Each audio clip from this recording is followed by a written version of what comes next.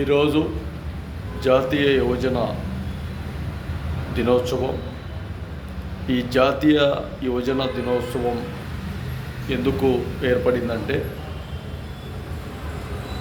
మహోన్నత వ్యక్తులు స్వామి వివేకానంద గారు ఈరోజు పుట్టినరోజు, ఆయన జయంతి రోజు. ఆయన పుట్టుక చాలా ధనిక కుటుంబంలో పుట్టిన వ్యక్తి. కానీ ఆ ధనిక కుటుంబంలో పుట్టిన ఒక స్వామి వివేకానందుడు చాలా వరకు ఆ ధనిక విధానాన్ని ఎప్పుడు కూడా ఆశించకుండా తనకంటూ ఒక ప్రత్యేక స్థానాన్ని ఏర్పాటు చేసుకోవాలి అన్న ఒక ఆలోచనతో శ్రీ రామకృష్ణ మిషన్ అన్నప్పుడు అప్పట్లో చిన్న స్కూల్సు పిల్లలకు చాలా వరకు కొంతమంది చదివించుకోలేక ఉండే వ్యక్తులకు ఆసరాగా ఆ రామకృష్ణ మిషన్ స్కూళ్ళను నడిపేవాళ్ళు, కొన్ని విధాలుగా ఆశ్రమాలు నడిపేవాళ్ళు. ఆ టైంలోనే ఈయన ఏం చేశాడంటే ఆ రామకృష్ణ మిషన్లో కూడా ఆయన కొన్నిసార్లు అక్కడ కూడా వర్క్ చేయడం కూడా జరిగింది.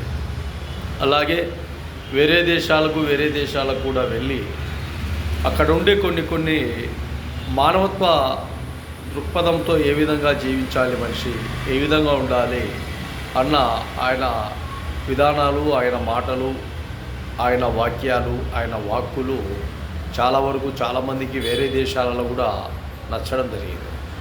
అలాంటి విధానాలతో స్వామి వివేకానందుడు చాలా వరకు ఆయన పెళ్ళి చేసుకోకుండా ఇంట్లో తల్లిదండ్రులు చాలా వరకు బాధపడుతూ మీరు పెళ్ళి చేసుకోకపోతే ఎలా అని చాలాసార్లు అడిగిన సందర్భాలలో ఆయన పూర్తిగా కాషాయ వస్త్రాలను ధరించి భారతదేశంలో ఈ విధంగా ప్రజలు ఉండాలి, వేరే దేశాల ప్రజలను కూడా ఆయన గమనించారు, అక్కడ ఉండే విధానాలు కూడా ఆయన గమనించారు. చివరికి 40 ఏళ్ళ పూర్తిగా 40 సంవత్సరాలు కూడా పూర్తి కాకముందే ఆయన చనిపోవడం జరిగింది. ఆయన జయంతిని కేంద్రం అప్పట్లో ఉండే గవర్నమెంట్ కావచ్చు చాలా వరకు జాతీయ యువజన దినోత్సవంగా ఏర్పాటు చేశారు. ఆయనకు ఒక ఘనమైన నివాళులు అర్పించారు. ఆ శుభ సందర్భమే నేటికి జాతీయ యువజన దినోత్సవంగా మారి ఆయన స్వామి వివేకానందుడు ఆ ప్రపంచ దేశాల్లో కొన్ని దేశాలను కూడా తిరిగి కొన్ని విషయాలలో కొన్ని సందర్భాలలో అక్కడ ఫుడ్కు కూడా ఇబ్బందులు కలిగిన సందర్భాలలో కూడా కొన్నిసార్లు ఆయన భిక్షాటన చేసిన సందర్భాలు కూడా ఉన్నాయి.